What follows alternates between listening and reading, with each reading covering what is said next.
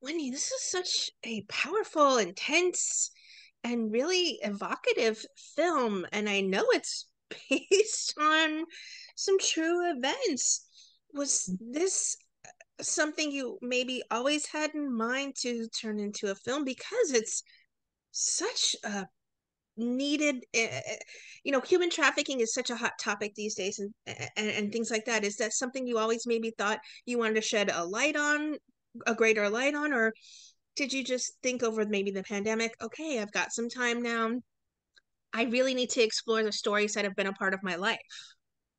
Um, yeah, great question. I No, I didn't really. The domestic violence side, I was quite wanted to sort of explore that further, but the child trafficking just came on. It came to me really around the time I started writing and developing, because it's the fastest growing crime in the world, and I was kind of shocked to know that, which is so terrifying, really.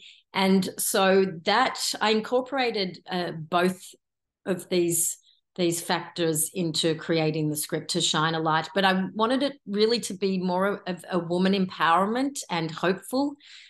That even though there's death and things in the movie, but I wanted to have a hopeful theme, and also to shine a light that really, we can feel overwhelmed, especially with what's going on another border now. And I wanted to sort of have an underlying theme that just one person can make a difference, and a positive, put one step in front of the other. And so that was important to me.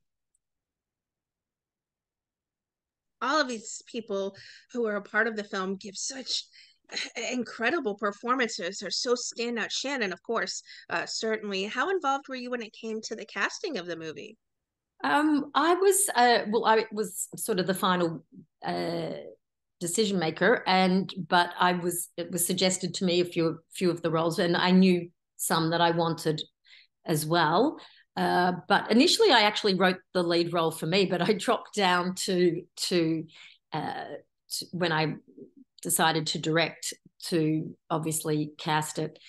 And Shannon was suggested to me, and actually, I wasn't really aware of her work until she was suggested. But wow, I was so excited by her performance, and she really brought it. So we didn't have much time for rehearsal, and we spent some time talking about the script, at my home, and going through scenes and talking about that. And she's an animal activist, actually, so she's playing with my dog a lot.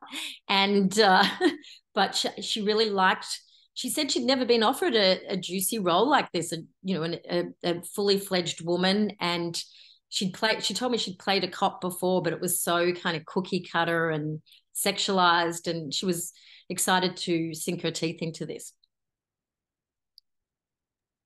Was there much guidance you needed when it came to her? Did she really just truly seem to understand the role so you didn't have to sort of guide her much?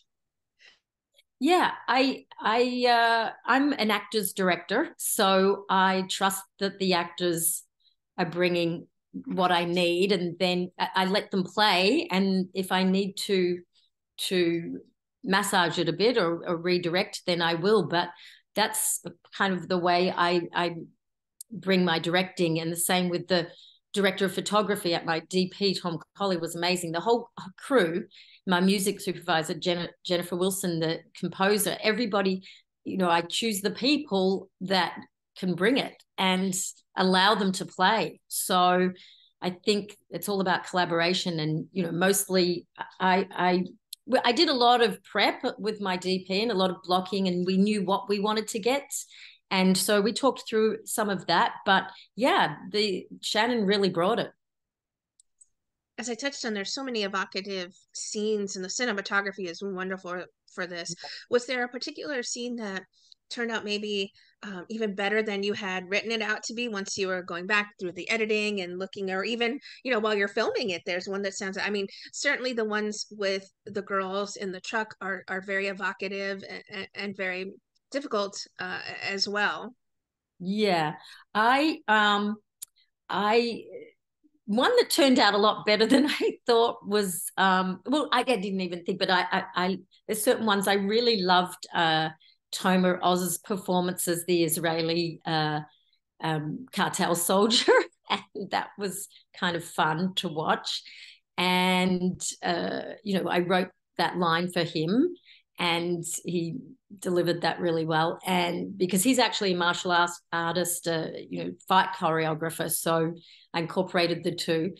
And just mostly I just loved watching the veterans like Danny Trejo and Eric Roberts bring my words to life in such a way that one of the scenes, Eric, there's a scene, I don't want to do a spoiler alert, but he's talking about a woman being crazy, and there's a lot of crazy. And the editor and I had discussions about this, and he said, "Oh, Eric improv that scene," and I said, "No, that was my words." And the editor was kind of thinking maybe we shouldn't have it. I'm like, no, that's one of my favorites because women hate to be called crazy.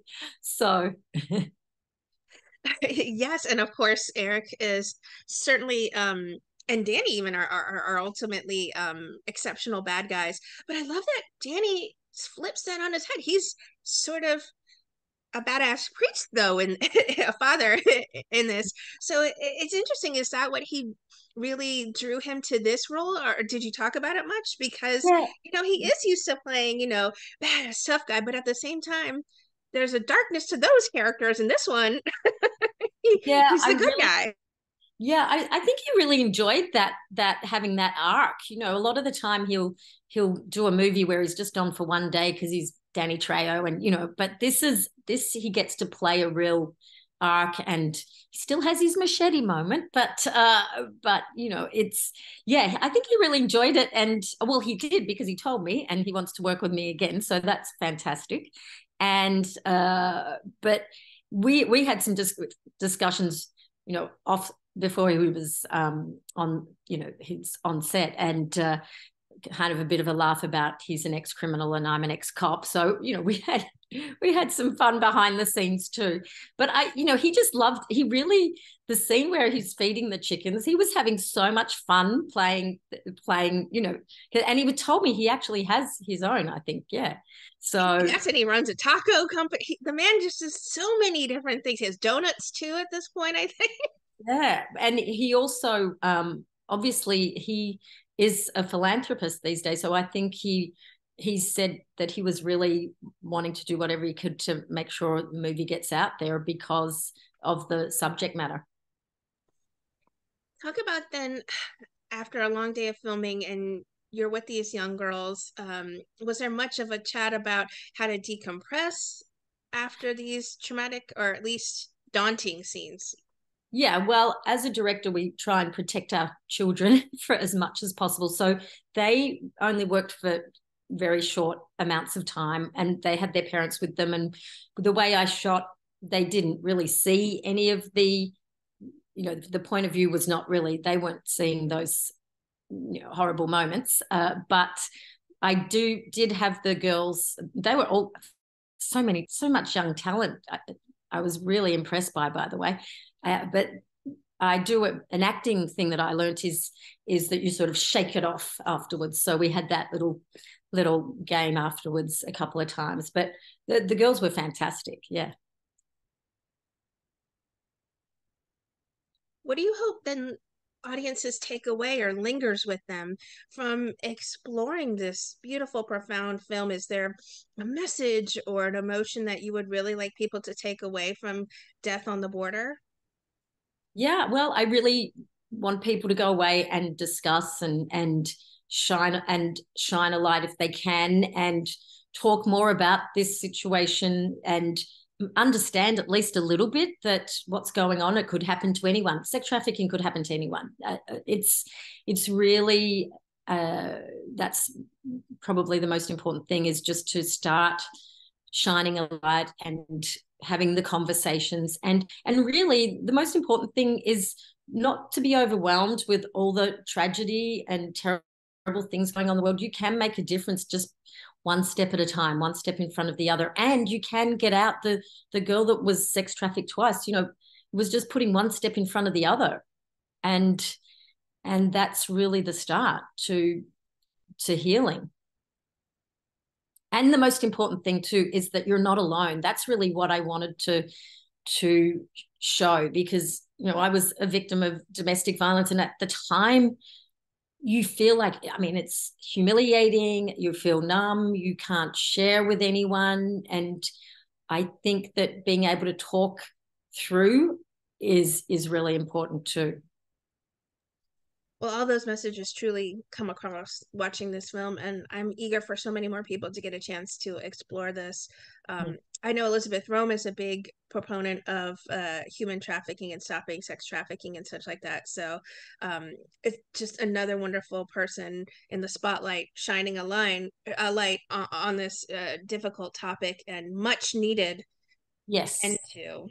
Yeah, I mean, and that's the thing, is that the takeaway is just to keep talking about it. And but I didn't want it to be a documentary. I Sure. feel, as a creative artist, to make a difference is you want people to go on a journey and be marinating on it and enjoy the journey, so to speak. But it has a hopeful component to it as well. Well, it's an exceptional film. So thank you so much, Wendy, for taking your time to speak with me.